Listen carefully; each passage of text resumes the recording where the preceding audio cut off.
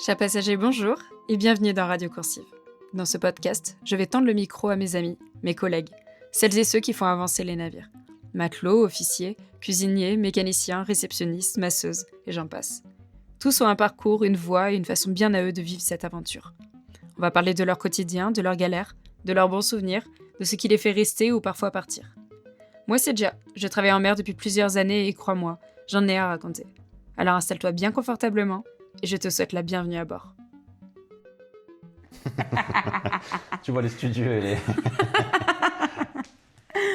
Bon, Jordan, est-ce que tu peux te présenter, raconter un petit peu ton poste à bord et puis nous dire qui tu es? Oui, alors bonjour à tous. Déjà, je voulais te remercier de m'inviter dans ce podcast et te féliciter pour ce beau projet. Je te souhaite le meilleur et beaucoup de succès. Je pense que ça va aider beaucoup de monde. Ah, t'es trop mignon, je t'aime. Garder pas mal de souvenirs. Alors moi, c'est Jordan, j'ai 33 ans. Je viens de Nouvelle-Calédonie, j'habite à Paris depuis une dizaine d'années et à la base je suis designer styliste de formation et de métier et je rejoins les bateaux de croisière depuis à peu près 3 ans pour suivre mon copain. Mon copain, mon époux, oui. À l'époque, faut pas spoiler. À bord, t'es guest relation, du coup Oui. t'es responsable clientèle. Est-ce que tu peux un peu nous raconter comment est-ce que tu as démarré, à quel poste, ton évolution, qu'est-ce qui t'a mené du coup au poste où tu es aujourd'hui et nous parler un petit peu de tout ça. Ouais, alors rien ne me prédestinait à l'hôtellerie et au bateau de croisière. Donc comme j'ai dit, je suis designer, j'ai fait une école de mode et j'ai travaillé pour différentes marques à Paris en tant que styliste. Mais j'étais en couple avec un coiffeur qui a découvert le métier de coiffeur sur les bateaux de croisière. C'est un métier tellement inconnu pour le commun des mortels, travailler sur des bateaux, que Arnaud a commencé à s'intéresser aux navires et il a été embauché pour être coiffeur à bord. Il a fait un contrat tout seul. Je l'ai soutenu et motivé dans son projet. Ah, il a commencé à naviguer quand vous étiez ensemble? Oui. Ah ok, il n'a pas commencé avant. Non, ça faisait déjà 2 ans qu'on était ensemble, je dirais. Okay. 2 ans qu'on était ensemble, on travaillait tous les deux à terre, mais il a commencé à faire les saisons pour mixer travail et voyage. Et c'est un petit peu comme ça qu'il a commencé à faire des saisons dans le sud l'été, à la montagne l'hiver. Et tous les saisonniers lui ont parlé des bateaux de croisière, comme quoi ça lui plairait vachement parce que le but c'était de voyager et de travailler en même temps. Et donc il a été pris en tant que coiffeur sur les bateaux de croisière de luxe parce qu'il y a des spas à bord et donc un coiffeur. Et moi, à ce moment-là, j'étais en train de créer ma marque de maroquinerie. Donc j'avais mon projet où je travaillais en mode start-up entrepreneur. Et quand il m'a annoncé qu'il voulait faire ce métier à bord et de partir, je crois que c'était 4 mois à l'époque. Ou non, quoique, son premier contrat, c'était 2 mois et demi. Donc un très tout petit contrat. Ouais, trop bien. Donc j'étais super content pour lui. Je trouvais que c'était une super initiative. Et je lui ai dit, vas-y, fonce, c'est génial. Et moi, je reste à terre et je travaille sur mon projet. On a chacun notre truc et on se retrouve dans 2 mois et demi. Et le problème entre guillemets, c'est que c'était l'hiver en France, à Paris, et lui, il est parti dans les Caraïbes 2 mois et demi. J'ai la DA. Donc j'étais tout seul dans mon appartement à travailler tous les jours, tout seul sur ma start-up, sur ma marque. Donc d'un côté, je m'éclatais, mais bon, j'étais dans un petit truc lonely quand même. Et lui, il vivait sa best life. Donc j'étais content pour lui, mais quand il est rentré, on s'est retrouvés. Il était un petit moment à terre, on a continué notre petite vie à deux et ils lui ont proposé de repartir pour 3 mois ou 4 mois même. 4 mois, ouais. Le prochain contrat, 4 mois. Donc là, il me l'annonce et là, j'ai dit non. Je suis très content pour toi et je veux bien te soutenir, mais 2 mois et demi, c'est passé hyper vite en vrai.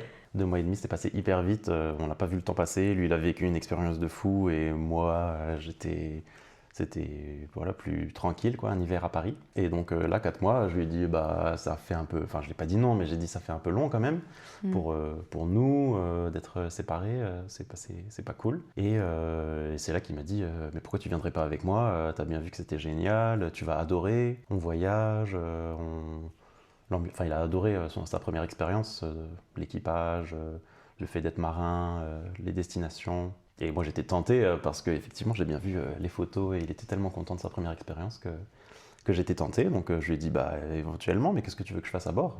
Je suis designer, je suis styliste, quoi. Il n'y a pas de poste pour moi. Et comme il avait vu un petit peu comment ça se passait à bord et que, encore une fois, je te dis, je trouve que c'est un métier assez niche, tout le monde n'est pas au courant. que en général, ils ont du mal à recruter des gens sérieux, qui ont de l'expérience, qui parlent anglais. Ah oui, tu parlais anglais, toi, Ouais. avant, déjà. Bah, en fait, c'est ça qu'il m'a dit. Tu travailles dans des maisons de couture où tu reçois des clients hyper prestigieux, tu as ce sens du luxe et du service, tu es empathique, tu parles couramment anglais, tu as déjà beaucoup voyagé, tu es sociable. Il ne voyait pas ce qui pouvait bloquer si je postulais tout simplement à la réception. J'envisageais pas forcément de postuler en tant que guest dès le début. Il m'a dit franchement, tu prends un poste de réceptionniste et tu verras bien où ça te mène. Et en fait, lui en tant que coiffeur, c'est vrai que c'est un peu la planque aussi parce que les coiffeurs, ils ont du travail le soir avant les soirées pour que les passagers se fassent beau en rentrant de la plage ou de la neige. Mais la journée, il est assez relax quand les passagers sont dehors. Donc il peut vraiment profiter du voyage. C'est ce qu'il adore dans son métier. Et lui, il voulait quand même qu'on profite ensemble, donc qu'on soit capable, qu'on arrive à sortir un petit peu aux destinations ensemble et qu'on profite du voyage ensemble. Donc il voulait pas me donner un poste à responsabilité. Et pour lui, la planque, c'était night auditor, c'est réceptionniste de nuit. Parce que tu travailles toute la nuit, mais toute la journée, tu es libre. Donc bien sûr, il faut que tu te reposes. Mais tu sors quand tu veux. Et il m'a dit franchement. Et puis c'est un des métiers pas les plus classiques, mais c'est même un peu ingrat, je trouve. Le réceptionniste de nuit, c'est pas. Ouais, pourtant il y a des sacrées responsabilités à ce poste. Ouais. Enfin, alors ça dépend encore une fois des bateaux, mais toi tu t'es retrouvé à faire des tâches qui aidaient la manager, là où les réceptionnistes de jour ne font pas. Ouais. Donc, Ou de responsabilité aussi t'es seul. Et de sécurité. T'es presque le seul éveillé. Absolument. Et donc s'il se passe quelque chose, t'es le premier au courant, quoi. Ben, tu sais, ça me fait penser, j'ai une anecdote. Quand j'étais mon tout premier contrat, une nuit à 5h du matin, on a l'alarme incendie qui sonne, donc l'annonce générale d'incendie. Ouais. Et en fait, c'est le Night qui est en train de bosser dans le bureau en arrière, à l'arrière. Il sort pour aller aux toilettes et là, il a vu de la fumée. Ah ouais. Il est allé voir, c'était rempli de fumée, le salon qui est à côté de la réception. Et du coup, il a appelé tout de suite la passerelle pour dire qu'il y avait un incendie. Mais du coup, tu as ce rôle de sécurité qui est important. Ça m'est déjà arrivé aussi. C'est vrai. On t'écoute. Avant, déjà, tout de suite. Non, mais...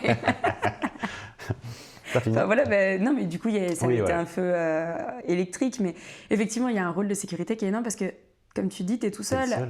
Il y a, à moins que tu sois sur les gros bateaux et tout, sur les petits bateaux où on est nous, tu as la passerelle, il y a un utility et il y a toi, quoi. Oui, c'est ça. Il y a toi, le Night. Ouais. Et puis chacun fait son truc, quoi, justement. Oui, pour donner du contexte, c'est des bateaux où il y a une centaine ou 200 passagers. C'est pas énorme, il y a 5, 6, 7 ponts. Et donc oui, la nuit, c'est pas comme les gros bateaux, il y a que quelqu'un, même à la passerelle, il est tout seul la nuit. Il se relaie, mais il tourne, mais des fois ils sont seuls, il y a un matelot de temps en temps qui fait le tour, qui doit faire ses points de sécurité. La Fire Patrol. Ouais, donc il y a quand même la sécurité. Mais par contre, à la réception, du coup, au niveau rez-de-chaussée, t'es tout seul derrière ton petit comptoir, toutes les lumières sont tamisées, dehors il fait nuit, et c'est un hôtel, donc les passagers... c'est pas vraiment un service 24h sur 24 comme un hôtel, il n'y a pas de room service là. Ah si, quoique, si, sur certaines compagnies. Bateaux, oui, ça dépend, parce que j'ai travaillé dans 2 compagnies différentes, donc elles avaient des fonctionnements différents. Et encore, c'est rien. Mais si j'avais fait beaucoup plus de compagnies, toute compagnie a des fonctionnements différents. Mais là, par exemple, la nuit, c'était vraiment chill. Les passagers avaient des grosses journées d'expédition. Donc la nuit, tout le monde se couchait relativement tôt et tout le monde dormait. Il n'y avait pas de demande ou de soirée jusqu'à point d'heure ou de room service en pleine nuit. T'avais pas trop d'appels Non. Ni de membres d'équipage ou quoi que ce soit? Non, ça va. Tu veux que je continue de développer le... Oui. C'est drôle parce que j'avais pas forcément... Enfin, c'est mon premier poste, donc c'était il y a quand même quelques années. C'est un peu derrière moi, j'avais un peu oublié, mais si ça se trouve, là, le fait d'en parler, ça va me... Tu sais que j'ai plein d'anecdotes qui ont pop-up dans ma tête, du coup, en tant que réceptionniste, parce qu'on dit il n'y a pas de responsabilité, mais il y en a plein. Mais vas-y. Et puis, d'anecdotes, c'est vrai que tu vois du monde, quoi. Mais oui, t'es pas planqué. Ben non, t'es vraiment le truc central du navire. Même si moi, là, effectivement, par rapport à la journée, je voyais pas grand monde. Mais en fait, c'est hyper drôle comme expérience. Donc l'anecdote de l'incendie, j'étais à la réception. Il devait pas être hyper... je sais plus quelle heure il était. Mais la nuit, quand tous les passagers dorment, ils font souvent des tests ou des essais parce que voilà, ça dérange personne. Donc il n'y a pas les alarmes et tout ça. Mais moi, je me souviens qu'il y a un des premiers trucs dès qu'il y a un truc un peu anormal, ou qui est différent de la nuit où tout est calme, bah tu te poses des questions. Tu sais, des fois ils font des tests de lumière, les chemins lumineux au sol pour évacuer le navire par exemple. Tout d'un coup t'as ça qui s'allume, qui clignote, t'es là pourquoi par exemple. L'angoisse. Ouais. Non bah ça c'est rien. C'est pas... Oui mais attends, moi je vois ça s'allumer en pleine nuit. Voilà. Ok, je les suis. Non, Paris, mais c'est la sortie. Pourquoi dès qu'il y a un truc de sécurité, c'est vrai que tu te demandes. Et le jour où j'ai vu la fumée sortir d'un... Je crois que c'était une sorte de placard ou un conduit, ou c'était pas une pièce. Ça venait de... je sais plus. Et donc là, c'est flippant parce qu'effectivement, fumer à bord, c'est flippant. Mais bon, effectivement, le premier réflexe, le premier truc à faire, c'est de prévenir la passerelle. Il m'a demandé de me poser quelques questions et après en se renseignant, il faisait des tests de fumigène pour insectes ou un truc comme ça, pour tuer les insectes. Je crois que c'était un truc comme ça. Je crois que c'était ça. Ça m'étonne que ça fume autant. Mais il faisait un test d'un fumigène pour quelque chose dans les sous-sols. Mais sauf que c'est remonté à la réception. Et c'était une fumée opaque, quoi. Donc franchement, ils auraient pu me prévenir. Ils auraient pu me prévenir ou les passagers. Mais c'était un bon test parce que j'ai été félicité par la procédure que j'avais suivie. En mode, ok, je parlais en anglais. Ça y est, ouais, bon. Code feu. Et puis je donnais toutes les infos d'où, j'étais bien préparé. Non, c'est bien. Plutôt que de paniquer, parce que voilà, je suis resté calme, mais il y en a qui paniquent. Oui, qui crient, qui parlent hyper vite. Ou il y en a qui font rien. Ouais. Moi, j'ai déjà eu des réceptionnistes, on les a appelés pour leur dire qu'il y avait une bombe. Ils ont dit d'accord, ils ont accroché. Ah bon? Moi aussi, je crois que j'ai eu ça, c'est toute la même personne. Faux numéro. Ça m'intéresse pas. Désolée madame, ça m'intéresse pas. Pareil. C'est grave. Là, sur le dernier bateau où on était, si quelqu'un était bloqué dans l'ascenseur, tu sais ce que ça fait quand quelqu'un était bloqué dans l'ascenseur ou pas? Non. Bon. Un jour, j'étais à la réception pour remplacer l'équipe. Mais pas longtemps. Et d'un coup, boîte de nuit. Des stroboscopes dans tous les sens, un truc qui clignote et tout. Pas de bruit, mais un truc qui clignote de zinzin. Et je me dis, mais attends, c'est quoi ça? Tu sais, t'avais, sur le côté de la réception, t'avais une grosse ampoule. Oui. Ça te dit rien? Ouais. Et en fait, quand quelqu'un est bloqué dans l'ascenseur, ça se met à clignoter. Ah ouais? Ouais. Et le téléphone, il sonne, mais en silencieux. Et du coup, j'étais là en mode, qu'est-ce qui se passe? Et là, je vois sur le téléphone, genre, c'était écrit, je crois, lift ou un truc comme ça, front lift ou quoi.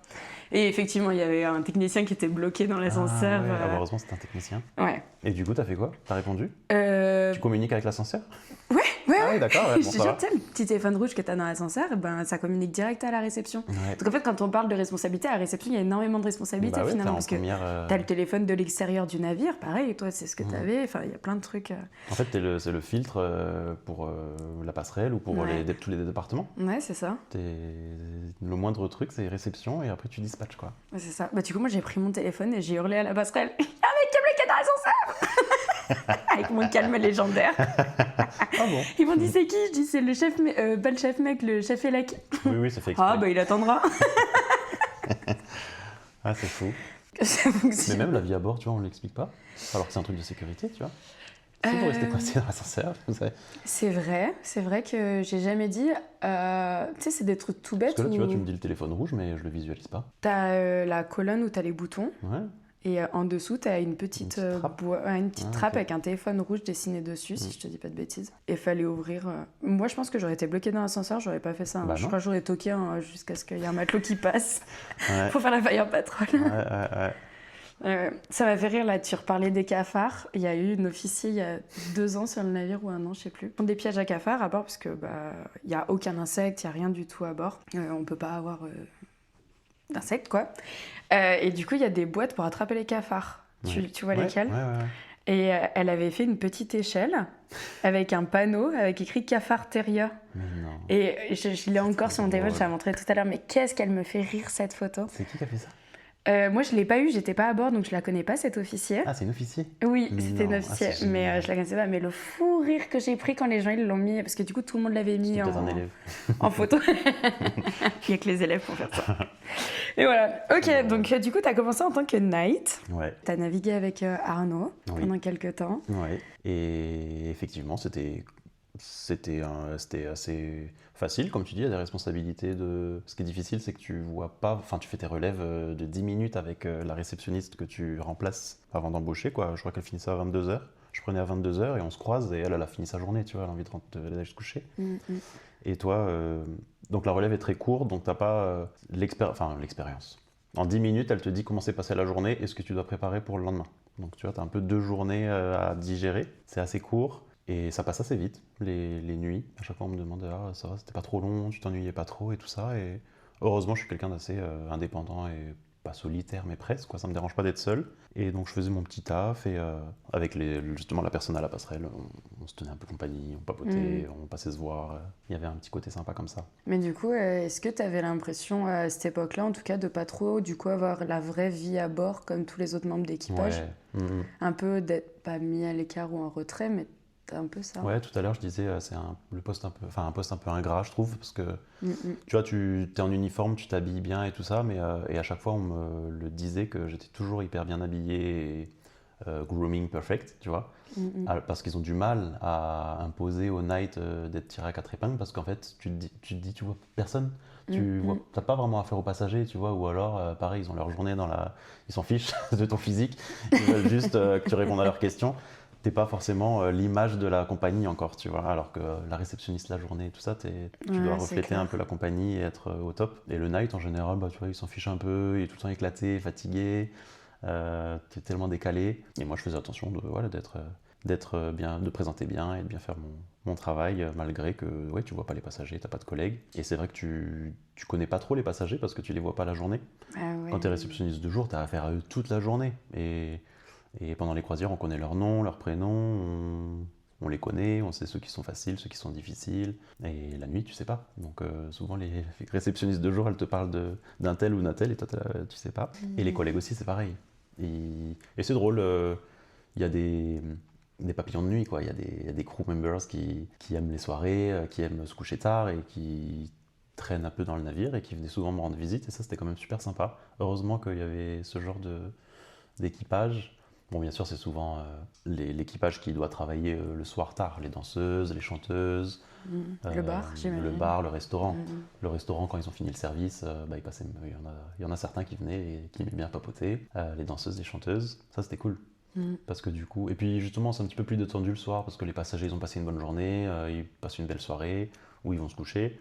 Du coup, il y a pas forcément la réception, c'est vraiment un lieu de vie où n'importe qui peut venir, que ce soit un passager ou la chanteuse qui vient s'asseoir à côté de moi et on papotait un petit peu.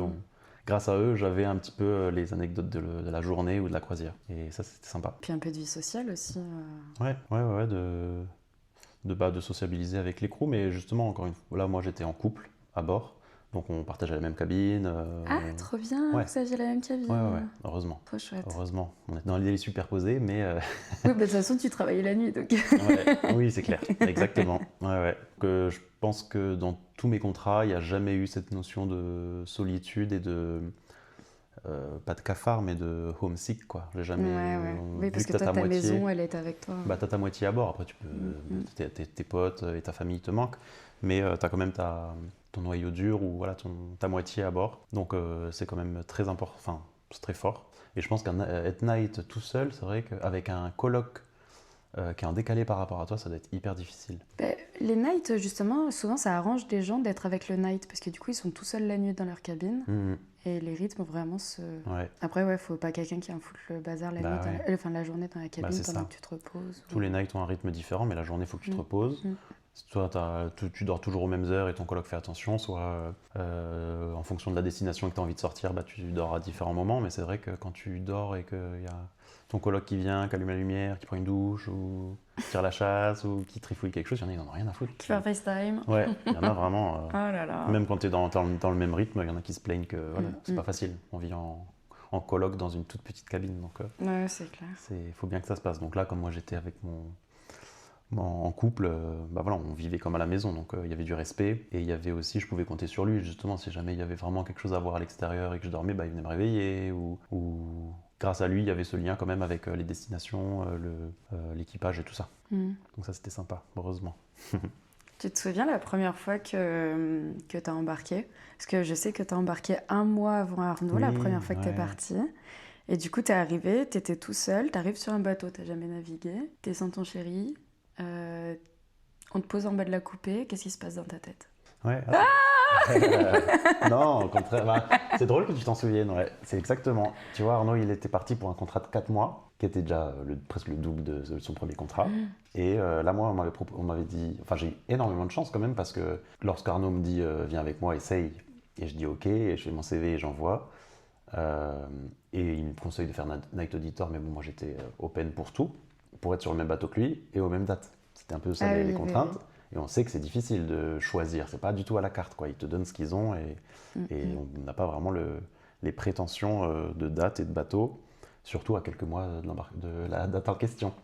Et moi, j'ai eu énormément de chance parce que j'ai décroché un entretien qui s'est bien passé, j'ai été pris et on l'a joué honnête et ouverte, que j'étais en couple avec Arnaud et qu'on aimerait, j'aimerais me positionner sur son contrat. Et j'ai eu, ils m'ont proposé réceptionniste de nuit sur le même bateau, aux mêmes dates, sauf que j'embarquais un mois avant. Mais on débarquait en même temps, ce qui veut dire que je faisais un contrat de 5 mois. Ah oui, ça, j'avais pas... Ouais. Ah ouais. On débarquait en même temps, mais j'embarquais un mois Bien avant. un premier contrat, hein. 5 long, mois. Hein. Allez, ouais. mange-toi ça. Ah, c'est long. Ouais. Mais bon, je savais pas trop à quoi m'attendre, je savais pas trop ce que ça représentait. Et Arnaud m'a dit que ça passait très vite. Et puis, de toute façon, dans toute phase de découverte, ça passe vite. Tu découvres, donc t'es pas dans une routine, t'es tout le temps en train de découvrir. Effectivement, c'est passé super vite. Et les destinations étaient super, c'était solaire, donc ça m'a pas paru forcément long. Et en fait, d'embarquer un mois avant, bah, du coup j'embarquais tout seul, sans lui. Mais en fait, c'était bien parce que ça m'a permis d'avoir ma propre expérience sans lui, qu'il a eu lui avec un autre contrat tout seul. Tu vois, on aurait embarqué en même temps. Il aurait peut-être... J'aurais été un petit peu en retrait du fait que lui connaisse le bateau, qu'il ait l'habitude, qu'il sache comment ça marche. Lui, ouais, où j'aurais toujours été un peu... voilà, ça n'aurait pas été un problème, mais là, de me dire, ok, me retrouver en bas de la coupée, débrouille-toi pendant un mois, ou voilà, ce contrat, vis ton expérience à toi. Ouais. C'est intimidant, mais c'est aussi excitant, et ça permet d'exister en tant que personne et pas tout de suite de nous assimiler en tant que couple, parce que les autres contrats qu'on a fait où on arrive ensemble, on part ensemble et ça, c'est vrai qu'on était une entité, enfin on était tous les deux, quoi. On était pour tout le monde, on était le couple, quoi. Parce que je réfléchis, mais après tous les contrats que vous avez fait, vous avez toujours été ensemble, non? Ouais. Trop bien. Ouais, ça a été toujours la condition. Ouais, et puis en même temps, ouais, bah ouais, je comprends. Ouais, on a eu beaucoup de chance et on a tout fait pour, c'est pas tombé comme ça du ciel, mais honnêtement, sur les bateaux, quand tu fais l'affaire, que tu as des bonnes évaluations, que la compagnie est contente de toi, ils te gardent sous le coude parce que c'est difficile de trouver des gens bien. Et ils aiment bien les couples aussi, je ne savais pas forcément, mais on a appris ça.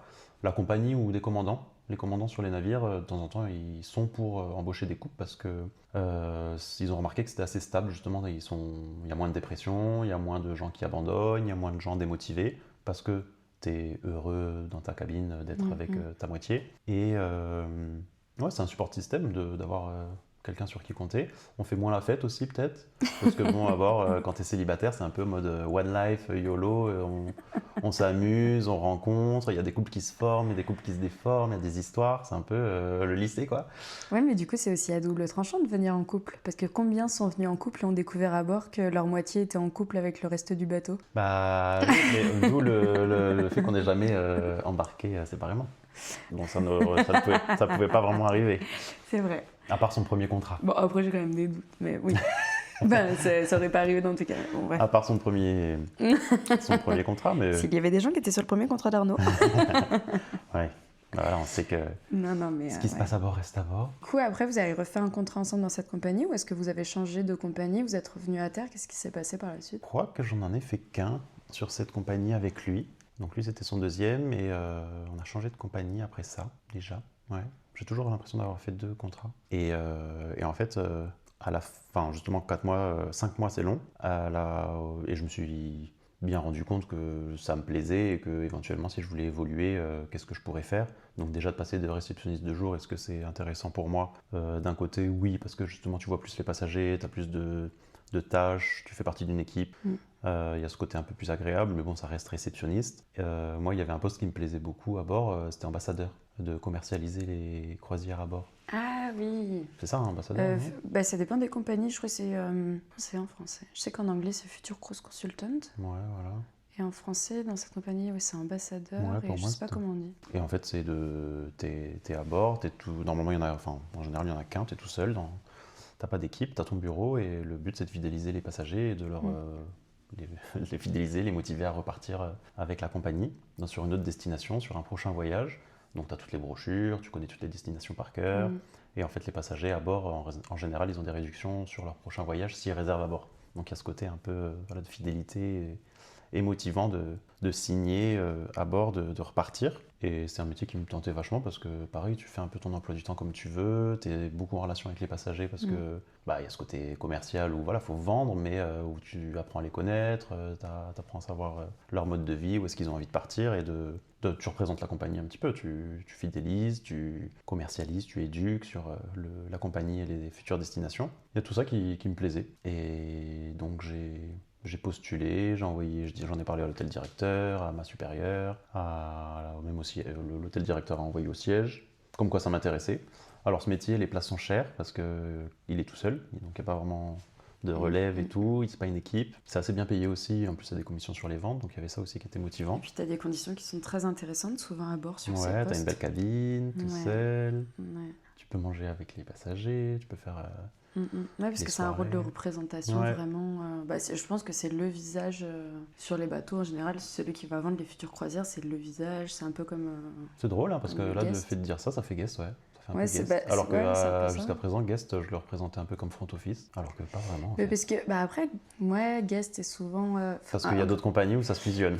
C'est ça, il y a des compagnies, ça se fusionne. Il y a des compagnies où c'est vraiment séparé. Ça dépend du nombre de passagers. Parce que tu vois, il y a des compagnies où t'as pas de guest, où t'as que un directeur de croisière. Ça dépend vraiment des compagnies, mais c'est vrai que ce truc de représentation, comme nous on a vécu le guest, parce qu'on n'avait pas de futur cruise consultant à bord. Ouais. Mais sur les gros bateaux, parce que moi j'adore ce poste-là et je voulais faire ça aussi. Du coup, je lisais un peu les offres d'emploi et ils disent vraiment, t'es la représentation du bord, je trouve que c'est un beau poste, un peu prestigieux, tu vois. Ouais, c'est clair. Mais c'est ça, tu vois, et ça porte bien son nom d'ailleurs d'ambassadeur, tu vois. Ambassadeur, ça fait pas très commercial, mais ça fait ambassadeur de la marque, de la compagnie. Ouais, c'est assez prestigieux et tout, mais par contre, t'as pas d'équipe, t'es pas manager. Ouais, mais ça dépend, c'est la compagnie où t'étais. Ouais. Parce qu'il y a sur les plus grosses compagnies, t'as plusieurs consultants à bord. Donc t'as le manager et t'as les consultants. Okay. Oui, sur cette compagnie, effectivement, comme il n'y avait pas beaucoup de navires, mais comme nous, on n'avait pas d'équipe, moi, avant que tu arrives. À la réception, si, c'est vrai. T'es quand même manager, non, c'est vrai, j'ai oublié, pardon. Il y a quand même je couperai. Non, et puis c'est... Nana, elle oublie ses équipes. Non, et puis même, t'es manager et quand on faisait des réunions, tu vois, t'étais dans le coup, pas avec restaurant manager, bar manager. Oui, mais tu vois, l'avantage de vendre les croisières, c'est que tu sors de ce côté hôtelier, des problèmes qu'il peut y avoir, etc. Et là, t'es juste là pour vendre du rêve. Ouais, t'es dans ta petite bulle, t'as ton beau bureau. Ouais, c'est trop bien.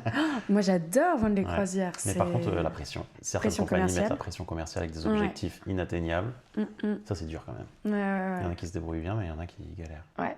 Donc t'étais parti pour faire ça. Bah ouais, parce que honnêtement, voilà, j'avais eu des gros postes dans des compagnies de couture où justement j'avais des grosses équipes, où je recevais des gens exigeants, où il y a une certaine pression. Là, tout d'un coup, la réception, ça me paraissait vraiment facile, donc c'était un peu la planque, mais je m'ennuyais un petit peu, donc j'avais envie si jamais je voulais réembarquer, vu qu'Arnaud était chaud pour continuer, de savoir si je voulais continuer, j'avais pas très envie de rester night ni réceptionniste, donc j'ai tout fait pour accéder à ce poste, donc la promotion a été acceptée. Et j'ai fait un cross-training, c'est une formation à bord avec la personne en poste. Donc tu fais ça en dehors de tes 2 heures de travail, de ton plein gré, quoi. Tu prends sur tes heures de repos pour être formé, pour apprendre. Et j'étais assez motivé, donc j'ai commencé cette formation, ça m'a plu, même si c'était difficile, quoi, les logiciels de vente, faire des devis, tout ça, c'était assez compliqué quand même. Et en plus, quand t'es fatigué, moi j'avais ma nuit. Ah oui, parce que t'as ta nuit dans les pattes et derrière tu te remanges des heures de formation. C'est drôle parce qu'on a été formés tous les deux à ce poste-là par la même personne. Je viens d'y penser. C'est drôle, je savais pas. Ouais, c'est elle qui m'a donné ma promotion aussi. Cool. Et elle me faisait trop rire parce que du coup, quand elle faisait destination, elle se faisait passer pour... Je sais pas si elle t'a fait pareil. Elle se faisait passer pour des passagers. Elle me disait, voilà, moi je veux aller au soleil, à telle date, truc bidule et tout. Si. Elle me faisait trop rire. Des fois, elle me mettait des post-it comme ça. Débrouille-toi. Ouais. Non, j'ai même fait... Des fois, je l'ai soulagée. J'ai fait des rendez-vous sans elle, des fois. Elle me laissait faire. Enfin, tu sais, juste pour renseigner les passagers, tu vois, mais c'est stressant. Parce que des fois, ils te posent des questions en col et Le logiciel, je me souviens, c'était un nightmare, quoi. Le logiciel était trop chelou. Bah, Oui, il était chelou, Il y a pire. mais moi je le préférais quand même celui qu'on a eu après. Hein. Ouais. C'est toujours un peu compliqué. Là, c'est toi qui calcules tes propres devis, l'enfer. C'est clair. Ouais. Et ouais, il est Pas faire touchy. d'erreur. Ouais, ils sont touchy, les logiciels de vente. Et puis c'est dur je suis pas hyper fort en géographie. Enfin, j'ai dû m'y intéresser grâce au poste, et puis de voyager, ça aide. Mais à l'école et tout ça, j'ai pas forcément été... Enfin, géographie, c'est pas trop mon truc. Et là, tout d'un coup, de connaître par cœur toutes les destinations d'une grosse compagnie avec plusieurs navires, où tu vas partout, et de vendre du rêve, vendre des voyages que t'as pas fait, c'est hyper difficile. Ouais. Parce que c'est quand même le syndrome de l'imposteur, quoi. Complètement. Tu vends beaucoup mieux parce que tu parles des destinations que tu as aimées, tu en parles avec le cœur. Ouais. Donc ça, c'était difficile par contre pour moi, d'apprendre, c'était un peu virtuel tout ça. Le problème avec ce poste, c'était bien parti pour que j'aille dans cette direction, mais sauf que le problème avec ce poste, c'est que, comme je disais tout à l'heure, les places sont chères, c'est qu'ils en prennent peu. Ceux qui sont déjà en poste, ils bougent pas. Donc c'était pas garanti d'avoir une position, et encore moins sur le bateau et aux dates que tu veux. Tu peux rien imposer. C'est eux qui te disent tu vas là, tu vas là. Ah ouais, donc et donc là, par rapport au couple, c'est compliqué. Ouais. Donc c'était un peu le petit caillou où ça cassait un peu le délire, le rêve. Mais bon, j'ai eu ma promotion à voir, et de toute façon, on est parti de la compagnie parce que Arnaud s'est un peu pris la tête avec la direction du spa. Il n'aimait pas trop la direction que ça prenait. C'était compliqué justement d'avoir les bateaux et les dates qu'on voulait. On dépendait pas des mêmes supérieurs au siège social. Donc c'était compliqué pour que tout ça se synchronise. Et évidemment, plus tu as d'expérience dans la compagnie, plus tu passes devant pour choisir tes... Bien sûr. En général, quand tu es équipage, plus tu apprécies le voyage et tu vas dans des destinations que tu n'as pas faites ou des destinations qui te font envie, plus tu travailles bien. Si tu tapes toujours les mêmes destinations, tu t'ennuies en fait, et il n'y a plus de plaisir dans le métier et dans le voyage. Et ça se ressent. Donc ils essayent de favoriser tes destinations que tu veux, ou les bateaux sur lesquels il y a une bonne ambiance que tu as aimé. Et tu vois, j'avais peu d'expérience, donc j'étais pas du tout légitime ni Arnaud, on n'était pas légitime pour choisir nos destinations. Donc ça a un peu coincé, on n'arrivait pas à partir là où on voulait en même temps et tout. Et à ce moment-là, on a un peu été débauché par une autre compagnie où on s'est rencontrés. Et en plus avec des destinations différentes, polaires, qu'on n'avait pas fait. Et donc, Ah bah là, pour faire du polaire, ouais, on a fait du polaire, hein. Et donc, il n'y avait que Guest Relation à bord. Et Guest Relation, dans cette compagnie, c'est énormément de travail parce que c'est presque directeur de croisière, quoi. Tu fais beaucoup de choses, dont ambassadeur commercial. La vraie question, c'est qu'est-ce qu'on ne fait pas en tant que guest sur cette compagnie? On vend les voyages, on fait Chorex. Et tu étais toute seule, vous étiez toute seule. Et tu es venue nous sauver. Vous réclamiez un assistant depuis un petit moment. Ouais. Et encore une fois, un peu de chance, parce que ça tombait un peu au bon moment, avec un poste intéressant. C'était pas forcément... justement, j'aurais peut-être pas fait le jump de Night Auditor à Guest Relation tout de suite. Et donc j'ai commencé en tant assistant guest. Vous avez créé le poste, et c'est moi qui ai ouvert le poste. Et en fait, l'idée, c'était de vous soulager sur tout ce que vous aviez à faire, justement. C'était énorme. Parce que c'est ça, moi, la façon dont je l'ai ressenti, c'est que Guest Relation, le nom que ça inspire, c'est c'est responsable clientèle, c'est de s'occuper des passagers, être le visage, s'en occuper. Et en fait, on a tellement de boulot en tant qu'admin, tu as beaucoup de mails, tu as beaucoup de paperasse, d'administratif, où tu es un peu coincé dans ton bureau, que tu vois plus trop les passagers, à part ceux qui viennent te voir. Ouais. Et... Enfin, si tu veux les voir, tu te retrouves à faire 14-16 heures par jour, quoi. Ouais, c'est clair. Alors que là, vous, l'assistance, c'était justement pour vous soulager un petit peu et renflouer un peu ce truc de présence aux passagers, d'aller de l'avant vers eux pour fidéliser, pour commercialiser, pour vendre, pour accueillir, pour s'assurer que tout soit parfait.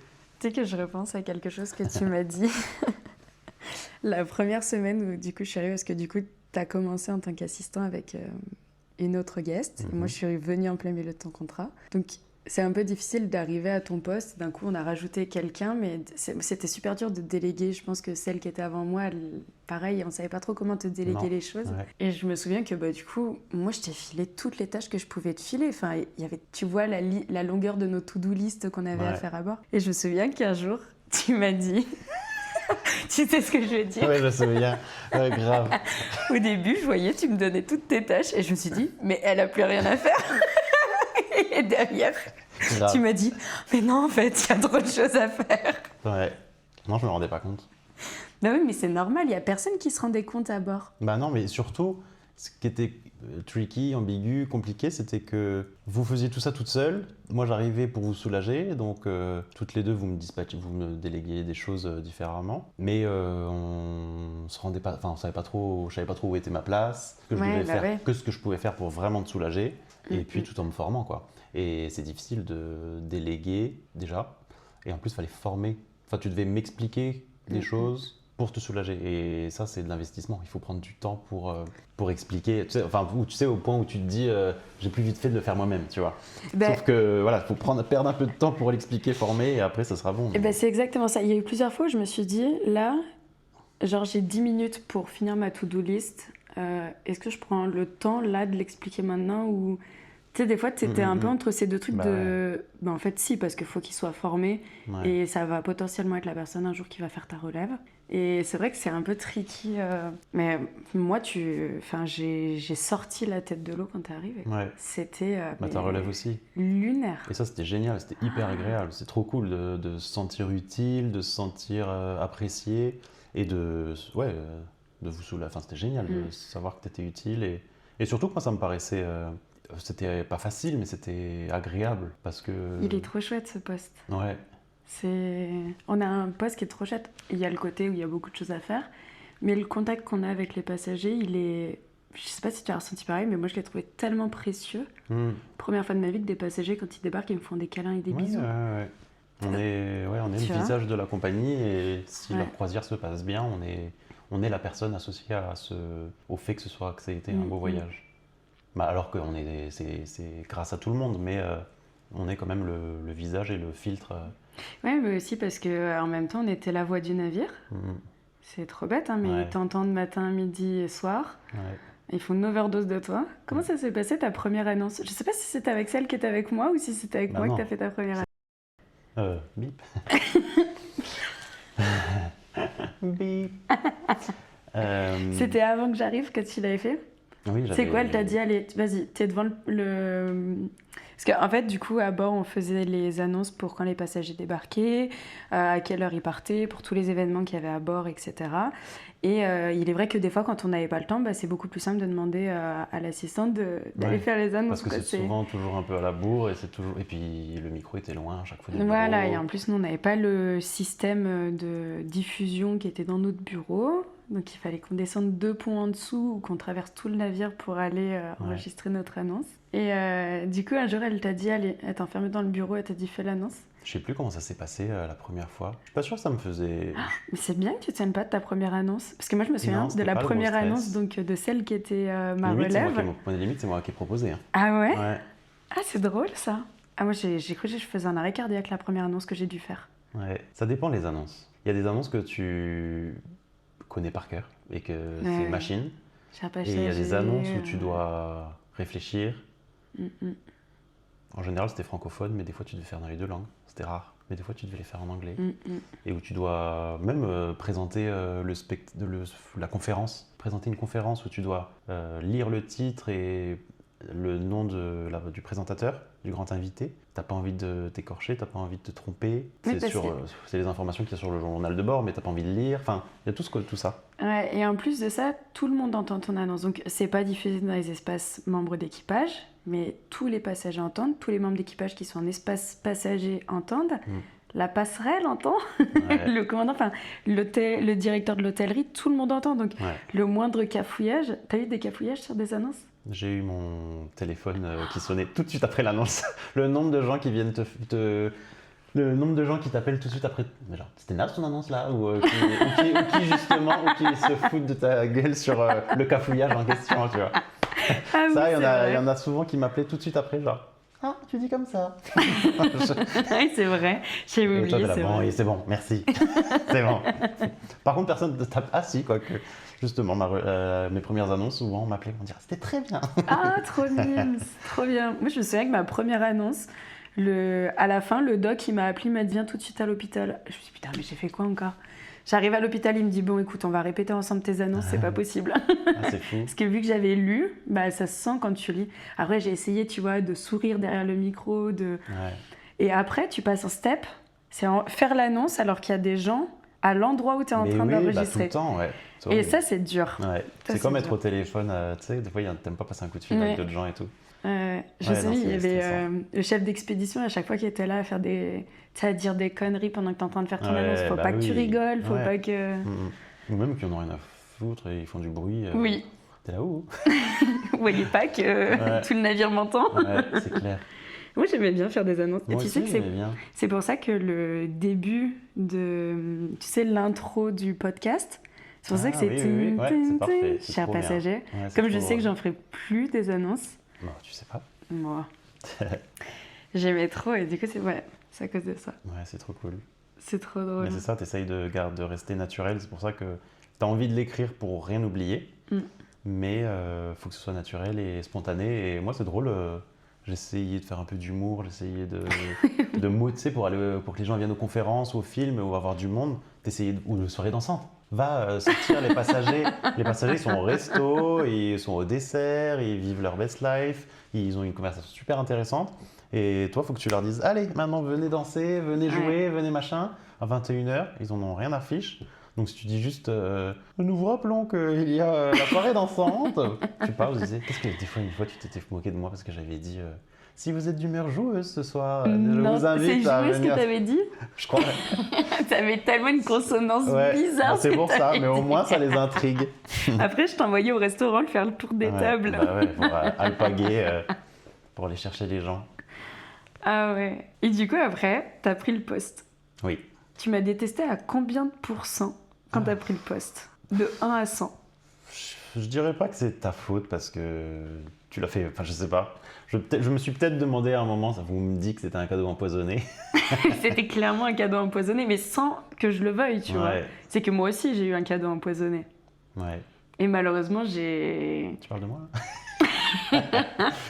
Non, c'est le poste en lui-même. Je pense que même avec toute la préparation, etc., il n'y a rien qui te prépare vraiment à ce poste-là. Ce qui était dur, c'était, effectivement, je savais que c'était beaucoup de travail et tout ça, mais je vous ai jamais vu au bout. Je vous ai jamais vu vraiment... Parce que ça faisait déjà plus d'1 an, nous, qu'on était sur le poste. Mais déjà, vous aviez tu sais, les litres de larmes que j'ai versés sur mon premier contrat. Ah ouais. Ah mais t'as pas idée, mais tu sais que j'ai perdu tellement de poids sur mon premier contrat parce que j'étais stressée que j'étais trop contente. Je suis sortie du contrat, je rentrais dans toutes mes fringues et tout.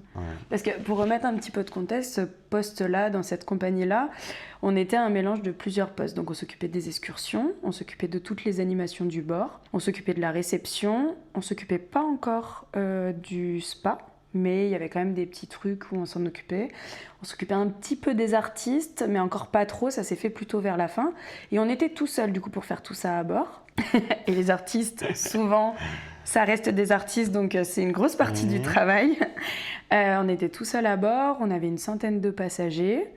Et c'est un peu dur d'organiser tout ça, parce que finalement, avant qu'on ait un assistant, il y avait pas grand monde qui pouvait nous donner la main. Moi, je sais que j'embêtais les coiffeurs et le spa à chaque fois pour qu'ils viennent m'aider dans des trucs parce que tout seul à aller faire les mises en place des conférences, des invités, t'avais les animations, derrière t'as tout l'administratif. En plus de ça, tu dois t'occuper de la boutique, il faut aller faire recharger ce qu'il y a dans la boutique, faire les commandes, etc. Donc c'est quand même beaucoup de choses. Donc moi, premier contrat, j'ai beaucoup pleuré. Ah ouais, moi aussi j'ai pleuré. Bah ouais, mais je peux que comprendre, c'est dur. Et c'est pareil, on te fait faire des excursions. Tu vois, c'est dur, t'arrives dans un truc, Je connaissais de l'expérience que j'avais eue dans d'autres compagnies, mais il n'y a rien qui te prépare au... Je me souviens, un jour, je préparais une excursion, c'est pour le lendemain. Je me rends compte qu'il n'y a aucun déjeuner prévu pour les passagers. Qu'est-ce que tu fais là, tu vois? Ouais, tu passes ton temps à éteindre des feux, Eh bien, c'est ça, tu passes ton temps à éteindre des feux. C'est... Ouais, donc... non, mais Ouais. Et ce qui était difficile, c'était... le concours de circonstances faisait que tu m'as proposé d'être ta relève, de prendre un poste de guest, parce que ta relève était promue aussi. Et du coup, moi, j'étais le premier assistant de la compagnie, mais il n'y en avait pas d'autres, donc j'avais pas de relève. Et donc on a dû trouver un assistant pour moi. Et donc c'était quelqu'un de nouveau. Mm. Donc en fait, il y avait ces premières croisières là où tout le monde était nouveau, quoi. Alors nouveau, il y a eu l'avantage où cette personne-là avait déjà navigué, mais par contre, effectivement, elle n'avait jamais fait le poste. Par rapport aux tâches, ouais. Ah, Pas ouais, par ouais. rapport à la navigation et tout ça, parce qu'on avait un nouveau dirote aussi, mais c'était quelqu'un qui avait déjà beaucoup navigué. Mais c'était la première fois enfin, c'était un nouveau poste, une nouvelle personne en tant que dirote, une nouvelle personne en tant que guest et une nouvelle personne en tant qu'assistant. Donc tout d'un coup... Qui sont des postes clés. Ouais, super clés hyper sur ce important. navire. Ouais. Donc peu importe l'expérience que tu as en tant que navigant, c'était une première en tant que voilà, au Rennes, quoi. Ouais. Et donc nouveau restaurant manager aussi, je me souviens, à ce moment-là. Ah oui. Il y a eu quelques croisières vrai. où tout d'un coup on était tous promus et tous voilà, montés d'un cran, où tout d'un coup on avait les reines et chef d'orchestre et on devait... Mais tu vois, en même temps, alors est-ce que ça a été par défaut, mais il n'y aurait personne d'autre qu'on aurait pu mettre à ce poste-là, tu vois? Pour moi, tu étais la personne la mieux placée à ce moment-là. Ah bah oui. C'était... Parce que déjà que c'était dur pour moi, alors que j'avais une vision, quoi. Et que tu avais fait 4 mois d'assistant, donc il y avait des tâches que tu connaissais. Tu connaissais le navire, les membres d'équipage, le fonctionnement. Non, c'est clair. Mais ouais, un petit cadeau empoisonné, je pense. Tu peux me détester, mais en attendant... Non, moi je suis content. Moi j'étais hyper touché que... Enfin, voilà.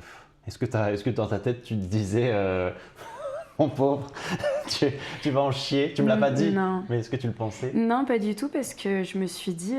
c'est confession canapé, c'est fini. Non, pas du tout, parce que je me suis...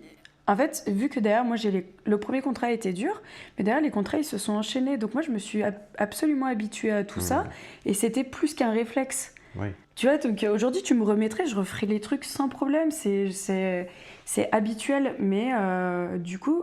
J'étais partie du principe que c'est ok, il va choper les réflexes et il n'y a pas de souci. Tu vois, j'ai oublié à quel point moi j'avais eu du mal quand je suis arrivée. Ouais, c'est fou. Et quand je suis arrivée, j'étais pas tant plus expérimentée que ça. Tu vois, j'avais juste 1 an de navigation dans les pattes. Donc... Ouais, mais tu t'en es super bien sortie parce que quand je vois tout ce que tu as fait, sereinement et hyper carré. Non, mais j'ai pas eu le choix. C'est pas pareil. Mais tu l'as. Justement, quand j'ai pris ta relève, où tu étais confortable dans le poste. Je t'ai trouvé hyper organisé, hyper carré, hyper à faire des trucs pareil qui dépendaient pas forcément de toi. Tu sais, les notices là, que tu devais faire, trucs de sécurité plastifiés, ou comment ça s'appelait ces trucs là que j'ai jamais fait pour l'éponge qu'il faut laver régulièrement. Les process, les procédures. Les procédures que tu as pris le temps de faire, je ne sais pas quand, alors que c'est quelque chose d'hyper technique, hyper régulé. Et puis même tes trucs ils étaient hyper bien présentés, c'était hyper machin, et franchement honnêtement c'est pas au guest de faire ça, tu vois. Alors, on est d'accord, mais alors vraiment pour ma défense, c'est celle qui était avant moi qui a commencé à faire les procédures, parce que c'est obligatoire les procédures sur les navires, et qui de mieux placé que les gens qui sont en plein dedans pour faire les procédures. Elle a commencé pendant un crossing, donc pendant un moment où il n'y avait pas de passagers, une transatlantique. Et moi, j'ai continué parce que voilà, il y a eu des croisières qui étaient annulées, ou il y a eu des crossings, ou parce que j'avais le temps. Ou... C'est aussi, effectivement, c'est pas du tout à nous de le faire, je l'entends. Mais moi, je le voyais c'est une façon pour moi aussi de rendre carré le poste. C'est-à-dire que si on fait une procédure et qu'on dit l'embarquement, il se passe comme ça, comme ça, comme ça, comme ça, c'est la certitude que le jour où je rembarque, alors que je suis pas venue pendant 1 an, la procédure, elle dit que c'est comme ça, je rembarquerai, les choses, elles seront similaires, et c'est des choses qui fonctionnent, qu'on a déjà testées. C'est un exemple, l'embarquement, ça peut toucher à 20 000 autres choses, tu vois. Ouais. Mais moi, j'aimais bien les faire, ces procédures, quand c'était des sujets... les trucs sur les éponges, envie de crever. Hein, tu vois, voilà, c'est ça.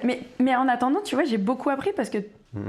Moi, je connaissais pas toutes ces choses-là de nettoyage, etc. Parce que dans les autres services, donc quand tu vas être au pont et à la machine, tu as des process qui sont spécifiques pour la navigation, pour l'eau, comment est-ce que tu vas pouvoir la déverser, enfin, tous ces trucs-là.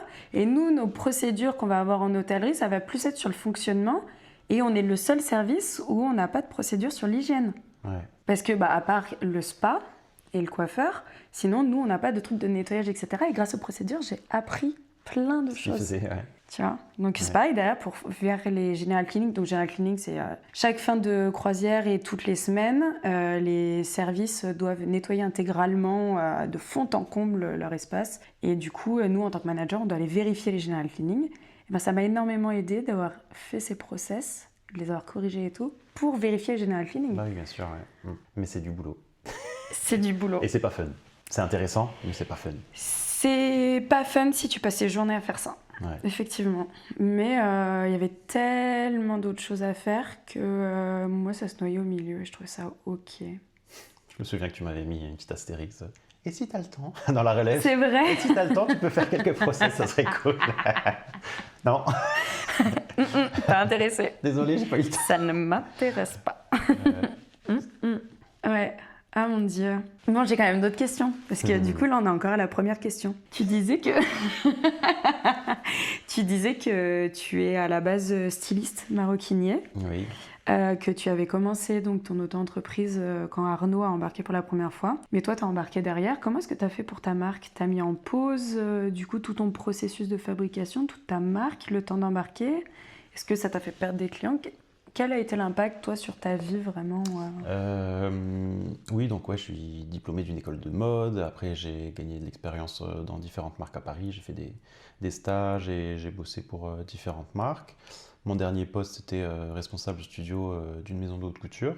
Et après, je suis parti au bout de 3 ans et j'avais envie de créer ma marque par rapport à des idées que j'avais. En fait, quand tu travailles dans des marques en tant que designer, tu es toujours en dessous des directeurs artistiques, donc tu craches de l'idée. Et il y a toujours quelqu'un au-dessus de toi qui dit ça c'est bien, ça c'est pas bien, ça c'est bien, ça c'est pas bien, ça va être développé et tout, ça va être annulé. Et même quand c'est validé et que ça va presque au bout, il y a quand même des petits changements où ça fait que ta création elle n'est pas telle qu'elle. Et tout ça c'est un peu frustrant en tant que créatif parce que t'arrives pas à aller au bout des trucs. Et même quand ça va au bout, t'as aucun mérite, aucune gratitude, enfin pas gratitude mais aucun mérite sur voilà, ce que tu as créé vu que tu le crées pour une marque.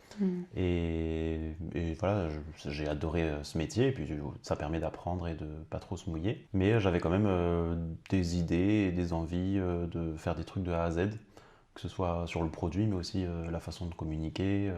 Et donc j'avais très envie de créer ma propre marque pour donner vie à mes idées et essayer d'innover un petit peu. Et donc je me suis lancé un petit peu avant le Covid justement, où j'ai quitté Paris, je me suis installé à Tours, j'ai pris un atelier, j'ai commencé à travailler sur mes modèles, et puis de commencer à vendre dans quelques boutiques, au moins sur mon site internet.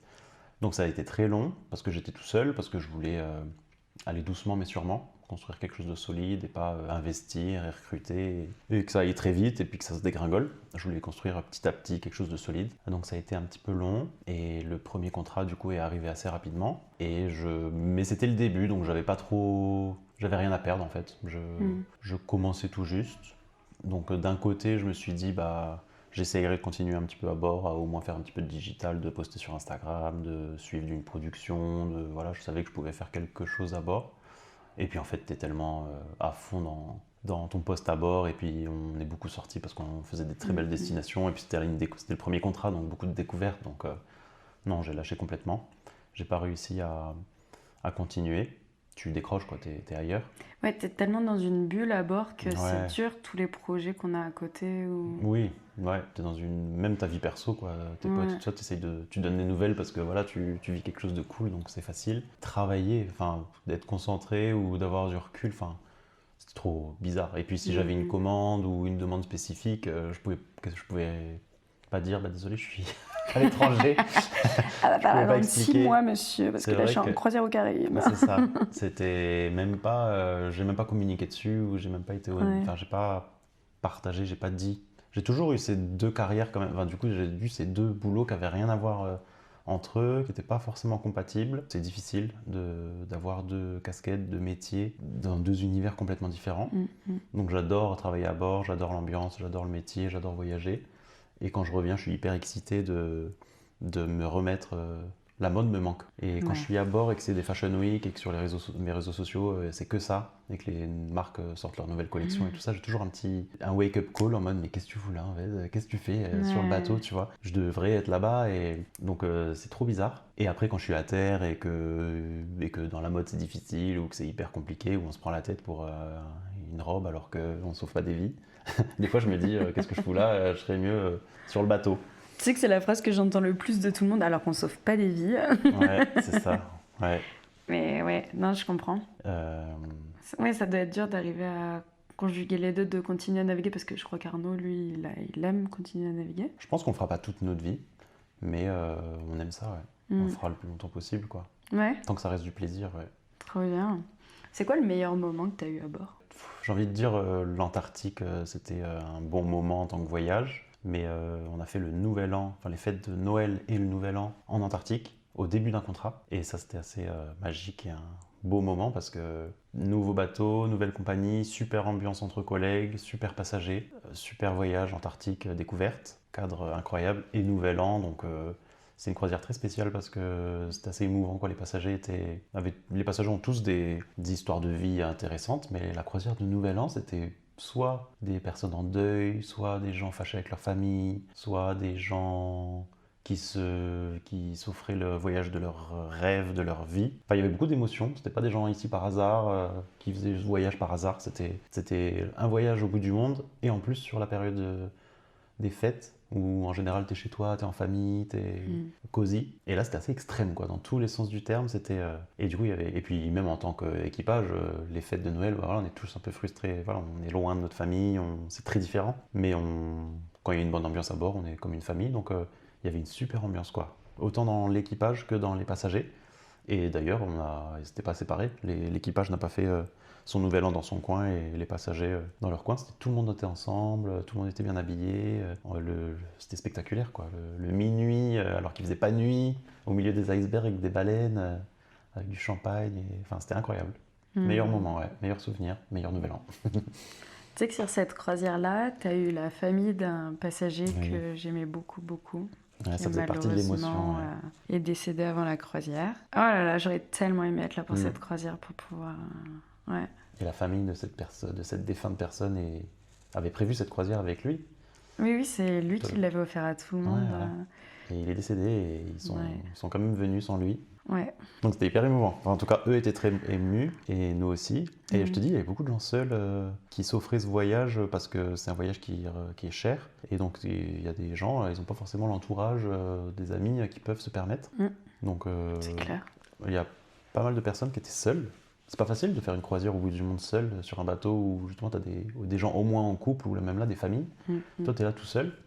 Et donc nous, notre poste ou même l'équipage en général, c'est notre but de faire en sorte que les passagers seuls soient accueillis, soient pas seuls, on mange avec eux, on les accueille, on les force à se présenter aussi, on brise la glace pour que les personnes voyageant seules se rencontrent. Et grâce à ça, ils rencontrent des gens, ils passent des super moments et surtout pour les fêtes. Et donc tout ça c'était hyper émouvant. Ouais. Le moment que tu as le moins aimé à bord, où là tu t'es dit « posez-moi à terre ». Alors il y en a beaucoup.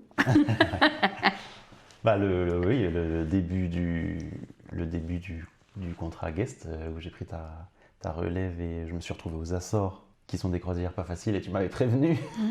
Et je me suis retrouvé un peu tout seul, responsable des passagers pour faire des excursions difficiles où il y avait beaucoup d'excursions. Même la préparation de cette croisière était difficile parce que j'étais là, mais je comprends rien. Mais je me souviens, tu m'as appelé pour que je t'aide et même moi je comprenais rien. Ouais. Et ça m'a rassuré. Ça va, je suis pas complètement teubé.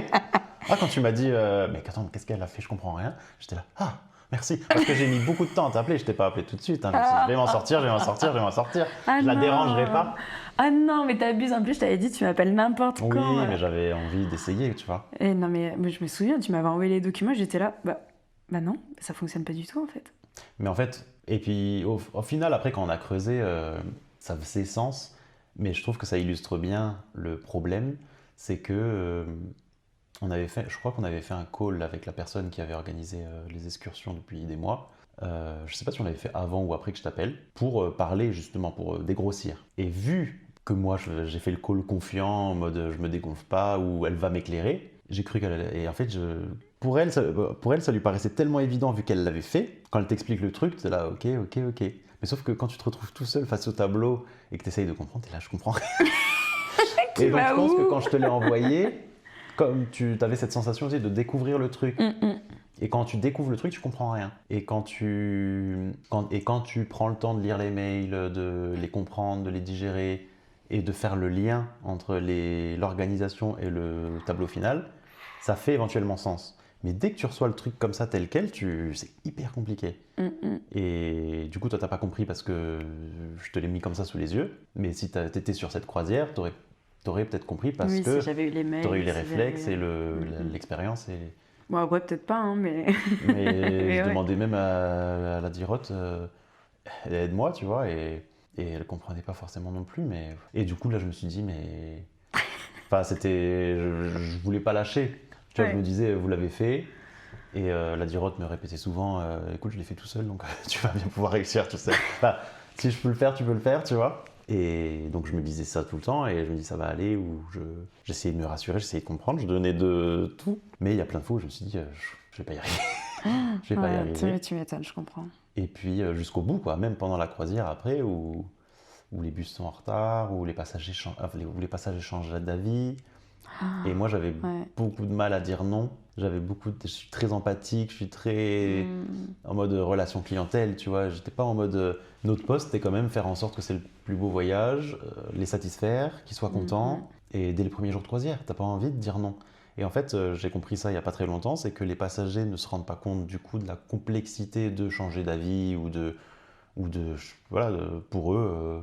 C'est pas compliqué, tu vois. Ouais. Sauf que pour nous, c'est très compliqué de changer d'horaire, de changer de groupe, de changer quoi que ce soit, parce que c'est toute une organisation en amont qui change, et financièrement aussi c'est différent. Enfin, et j'arrivais pas à dire non. Je disais oui, pour qu'ils soient contents et me faire bien voir. Et sauf que je me mettais dans la merde, quoi. Ouais, mais ça s'apprend, on a tous fait des trucs. Ouais. Moi aussi, j'ai dit oui à des Bien trucs, sûr, des bah fois. ouais, t'essaies. C'est dur aussi de dire non aux passagers quand tu sais combien ils payent Ouais. pour venir, parce que les croisières qu'on fait, c'est pas des croisières qui sont. Non, c'est cher, Enfin, ouais, exactement. moi, je peux pas me les payer ces croisières-là, tu vois. Malgré qu'on soit bien payé à bord, je peux pas me les payer. Mais c'est dur de dire à des gens qui ont payé 10, 15 000 euros. Non. Bah oui, et puis en plus. Bah, déjà, on peut pas. Ouais. Mais même eux l'entendent pas. Oui, non, mais non. Il suffirait de dire non et qu'ils disent ah d'accord, merci, pardon. Ça, ouais, je pense qu'on dirait non facilement. Mais en fait, tu sais que si tu dis non, il va te prendre la tête tout le long. Il sera pas content de sa croisière, tu auras une mauvaise évaluation, il va parler à quelqu'un d'autre. Tu sais que dire non, des fois, ça te soulage peut-être, mais ça te met dans la merde aussi, quoi. Donc, Est-ce que tu te souviens, Punta Arenas, on avait des passagers qui étaient là en back-to-back. Donc back-to-back, c'est des passagers qui font des croisières d'affilée. Ils étaient venus nous dire, bah nous, l'excursion qui est prévue à la fin, là, on veut pas la faire. On va en faire une autre. Et j'aurais dit, bah oui, pas de souci, vous voulez faire quoi? Donc dans ces moments-là, le cheval. Maintenant, on ferait bien du cheval. Hein? Et en fait, donc des passagers qui veulent pas faire l'excursion, nous, les excursions, elles étaient toutes incluses. C'est-à-dire que les passagers n'avaient pas payé en plus pour aller aux excursions, c'était prévu pour tout le monde. Mais du coup, ces passagers-là étaient venus pour nous dire, bah nous, on a déjà fait cette excursion-là dans un autre voyage, on veut pas la refaire. Donc ils viennent au bureau et ils me disent, on veut aller faire du cheval. Et je dis, ben, il n'y a pas de problème, des passagers qui veulent faire une autre excursion. Moi, je demande un prix à mon agent qui est dans le port et on organise une autre excursion. Et là, je leur annonce le prix, ils me disent, ah non, non, non, mais comme on va pas à l'excursion de base, eh ben, vous nous devez quand même une excursion et nous, on veut aller faire du cheval. Et je sais pas, ça a duré quoi, 2-3 jours, ils m'ont tenu la grappe pour le cheval. Ouais. Ils venaient tout le temps dans le bureau. Ils te regardaient trop mal. Ah non, mais c'était l'enfer. Le cheval, ça m'a traumatisé. C'est pas des passagers faciles aussi. Ouais, ça avait été bien. Et on va puis aller faire même, du je crois qu'ils cheval. n'étaient pas en forme physiquement et le cheval, ça faisait pas de sens. Non, mais oui, parce que je crois qu'ils grimpaient pas de partout quand ils sortaient à terre, ou je sais plus ce qu'il y avait, mais oui. Je sais pas si c'est pas elle qui s'était pas bloqué la botte dans de la boue et qui était tombé le nez dans la boue, je sais plus trop quoi. Enfin, ouais. Ah ouais, là, cette histoire du cheval, elle m'a trauma. Est-ce que t'as vécu, mais je sais même pas pourquoi est-ce que je commence par est-ce que, si je te dis situation d'urgence, Oui. il y en a combien qui te viennent en tête? Parce que j'ai cru comprendre en revenant à bord que tu avais fait genre 5 évacuations sanitaires en une croisière. Ouais, on a fait beaucoup d'évacuations sanitaires. Mais honnêtement, non, ça n'a pas été les plus gros traumatismes parce qu'on n'est pas responsable en tant que guest. Je sais que toi, tu as dû faire peut-être pas mal de paperasse. Mais moi, ça s'est surtout joué... Enfin, c'était le doc. Ouais, en fait, ça dépend vachement des docs. Il y a des docs qui vont tout faire. Tu m'avais... Et parce qu'on en a une d'évacuation sanitaire ensemble au Chili. Ouais. Tu te souviens que je m'étais retrouvée à aller faire des sandwichs, à faire des sacs, on devait lui faire sa valise. Finalement, c'est pas moi qui avais fait sa valise. Je sais pas si je me souviens.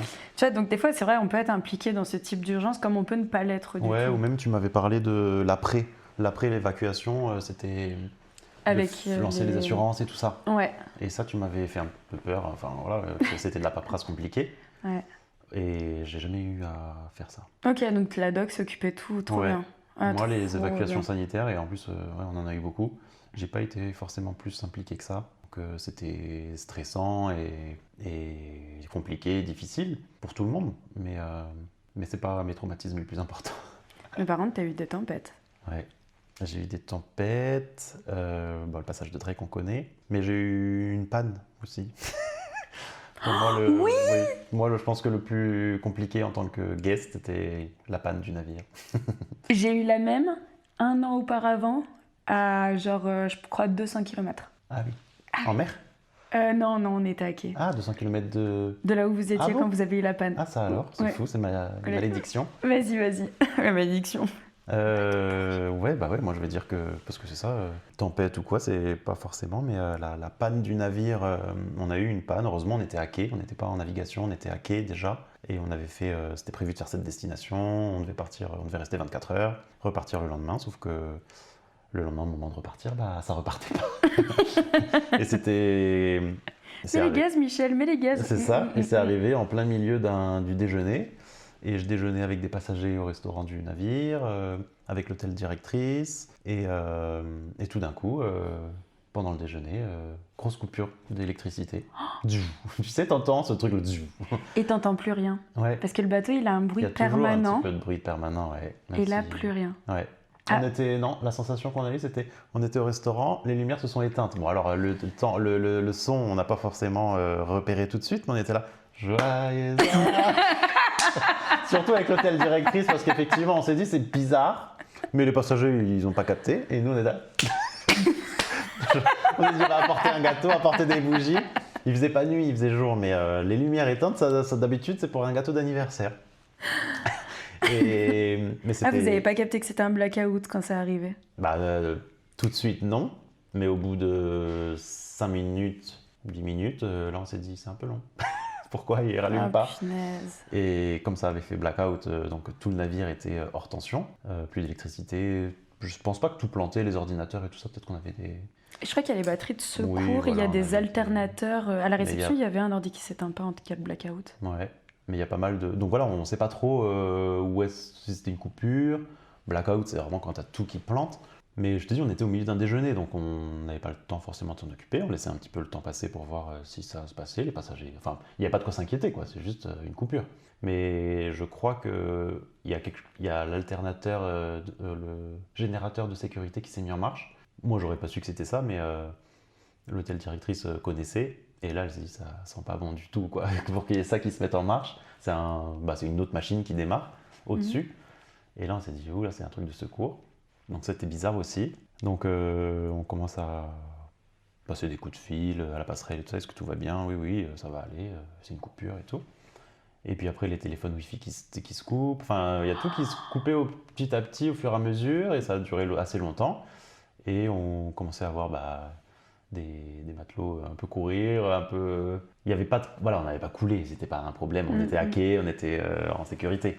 Mais il y avait un problème électrique, moteur, où personne ne savait ce qui se passait vraiment. Et on devait partir dans l'après-midi. Et sauf que ça a traîné. À la fin de notre repas, on n'a même pas eu de café parce que la machine à café ne marchait pas. Tu vois, on était à ce point-là d'électricité. Et donc ça a duré. Et on disait pas de quoi s'inquiéter, ça va revenir. Mais on devait partir et on est resté. Et on est resté 24 ou 48 heures de plus. Parce que c'était une carte mère qui a planté. Et c'était très compliqué de la remplacer. Donc on était à Tromsø en Norvège. En plus c'était une croisière hyper importante parce que c'était pas une croisière classique, les passagers c'était des investisseurs et des amis et de la famille, des personnes qui sont propriétaires de la compagnie. Donc c'était une croisière hyper importante parce que c'était pas des passagers lambda, c'était des gens qui ont des billes dans la compagnie. Donc d'un côté, moi je me disais, au moins ils se rendent compte de ce qui se passe. Mais c'était pas une bonne image, quoi. Ouais. Donc ça, c'était stressant. Il n'y avait pas cette peur de problème technique où tu joues ta vie, où tu peux couler, parce que je te dis, on était à quai. Donc ça, c'était rassurant de se dire, ok, s'il y a un problème, on évacue. Mais c'était stressant de ne pas savoir ce qui se passe et de devoir rester plus longtemps que prévu. Et une croisière, c'est organisé. Pareil, moi, je me disais, demain, sauf que demain, on est censé être dans un autre pays, Enfin, avec demain, des j'ai excursions. soupe à l'oignon, j'ai une excursion à telle heure. Ouais, non, Oui. ouais, c'est ça. Tout devait même pas se décaler. On savait pas si ça allait se décaler ou si ça allait s'annuler et reprendre. On devait aller en Arctique. Donc c'était Il y a de la route en plus. Il y avait de la route. Ça. Ouais, c'est ça. Donc on voulait partir en sécurité. Ouais. En fait, c'était tout ça. Et puis les passagers qui viennent te voir, qui te posent des questions, j'imagine, qui râlent. On voulait pas les inquiéter, mais on n'avait pas d'infos et on était inquiets. Et donc on a tout fait pour les distraire et surtout pour les occuper parce que du coup on était à quai dans une ville où on devait rester 24 heures et finalement on restait plus longtemps. Et donc on a dû organiser des excursions, organiser des trucs pour les occuper parce qu'on pouvait pas juste tout arrêter quoi. Et en plus c'était des gens importants donc on s'est retrouvés à contacter des bus, à contacter des excursions, à devoir sortir du budget pour payer ces excursions, les proposer aux passagers, les inscrire. Tout ça en last minute, c'était assez compliqué. Et bon, il y avait de quoi faire, mais bon, il n'y avait pas énormément de trucs à faire non plus. Et tout sans savoir si on allait repartir, quoi. Tu vois, ce que vous avez fait ce jour-là, là, de réorganiser des excursions, etc., je trouve que ça montre vraiment l'image de ce que c'est la vie à bord, tout poste confondu. C'est qu'on a des choses comme ça en dernière minute qui arrivent, où on est obligé de réorganiser une journée entière. Et j'ai lu il n'y a pas longtemps quelqu'un qui a mis sur LinkedIn que si un jour vous avez un CV qui passe devant vous de quelqu'un qui a navigué, priorisez-le. Parce que ceux qui naviguent, en fait, on a cette capacité de s'adapter à tout type de problème. Parce que tu vois, on a parlé de l'incendie, on a parlé du problème technique, il y a le passage de Drake, donc ce passage hyper compliqué avec des moments de mer compliqués.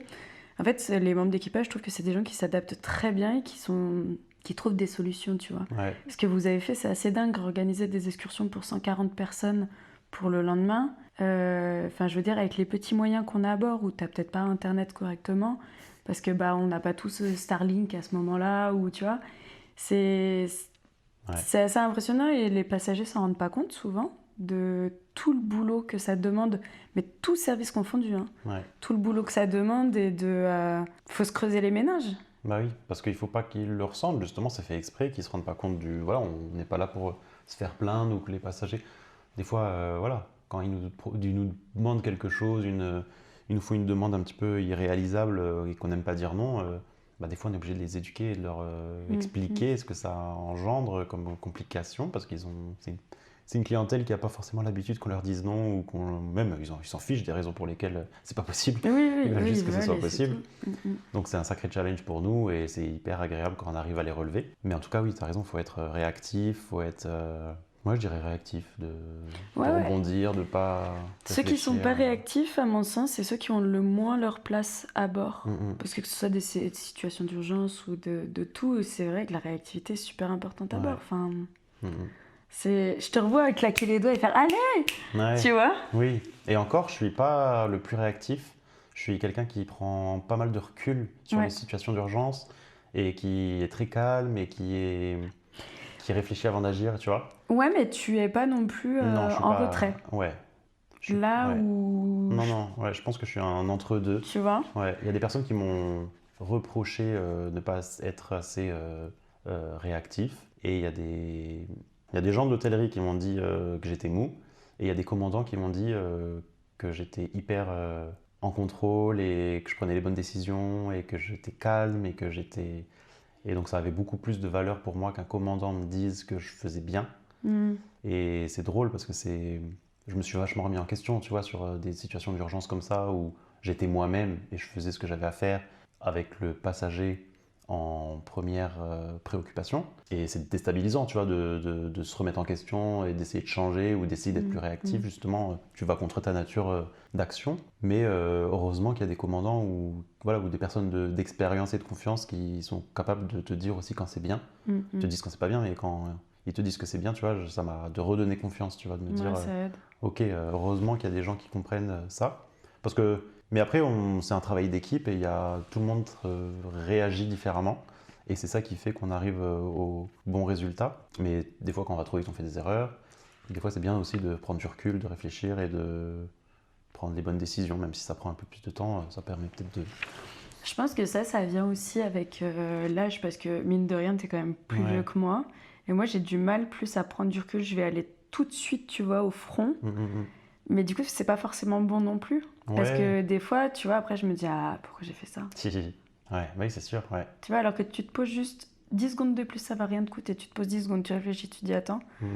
Alors Ouais. que moi, je pousse la chaise du bureau, je pars en courant, alors Ouais. que bah non, Oui, mais des fois, il n'y a pas besoin. mais dans le regard des autres, c'est vrai que quelqu'un de réactif, c'est ça, c'est quelqu'un qui agit. Et pourtant, c'est Il y a- pas. Ouais.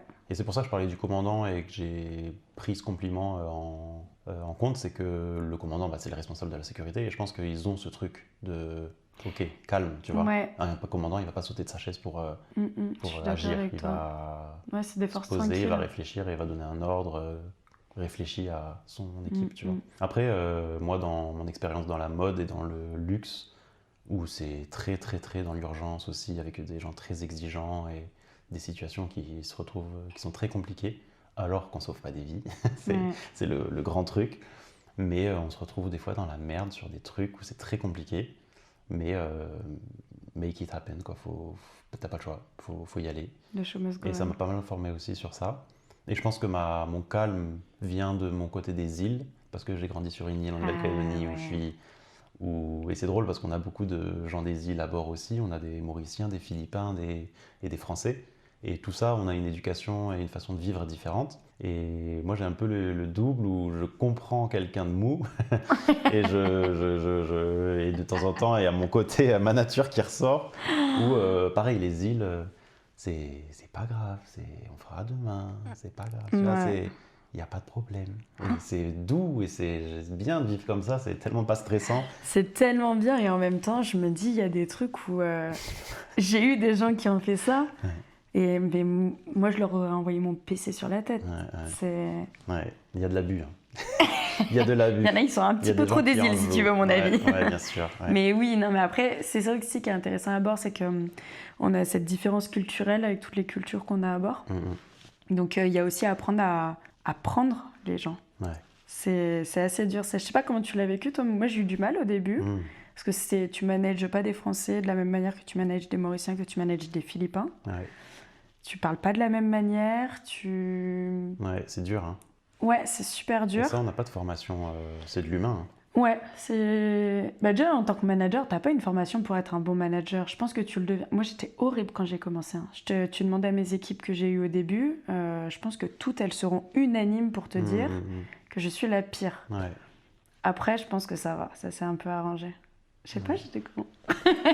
Non, Toi, tu m'avais dit qu'à cause de ton âge, tu avais dû faire plus Ben ouais, tu vois, aussi. pour te faire respecter. Bah, Et- parce que ce qui est vrai, toi, t'as eu Ouais. l'avantage que t'avais quasiment le même âge que les équipes, sauf le pianiste. Ouais. Ouais. Mais ouais, moi, j'étais une des plus jeunes du Ouais. navire, donc. Ouais, non, c'est dur, hein, c'est du management et c'est comme tu dis, multiculturel et y a pas, on ne sait pas trop s'il y a des bonnes façons de faire. Après, c'est difficile de pas être toi-même et de faire en fonction de la personne. Oui, il n'y a pas de vérité de comment faire, comment. Ouais. Et puis il y a aussi les personnes qui sont tellement différentes. Et, ouais. J'ai une dernière question pour toi. Oui. Si tu devais donner un conseil à quelqu'un qui aujourd'hui souhaiterait avoir ton poste, naviguer, quel conseil tu donnerais? Moi, je pense que je l'aurais. Tu vois, j'ai découvert ce métier par hasard et je l'adore. Et naviguer en général, et je trouve que c'est quelque chose faut foncer, faut le faire jeune. J'aurais aimé le faire plus jeune parce que de toute façon, c'est un métier où il faut partir, il faut pas avoir de responsabilité à terre, il faut pas avoir d'attache. Enfin, il faut pas, c'est plus difficile. Si t'es libre, tu vois, après tes études, t'as envie de voyager et gagner de l'argent. Enfin, c'est ça, c'est ça le but après tes études, t'as envie de voyager et gagner de l'argent, non? Et le navire, le travailler sur des bateaux de croisière le permet. Mais je crois que c'est la seule profession vraiment où tu peux. Et j'ai rencontré quelques membres d'équipage qui faisaient ça depuis après leurs études même après le bac, quoi, tu vois. Et c'est tellement formateur humainement et professionnellement de rencontrer plein de monde, d'horizons différents, d'âges différents, d'expériences différentes. T'apprends plein de choses. C'est des gens de partout, quoi, et c'est hyper intéressant. Et professionnellement, c'est unique. Hein. Comme tu le dis, sur un CV, ça fait foi. Parce que, justement, pour toutes les causes qu'on a dit, et c'est original, en fait, ça intrigue. Il y a pas mal. C'est un métier qui n'est pas très connu.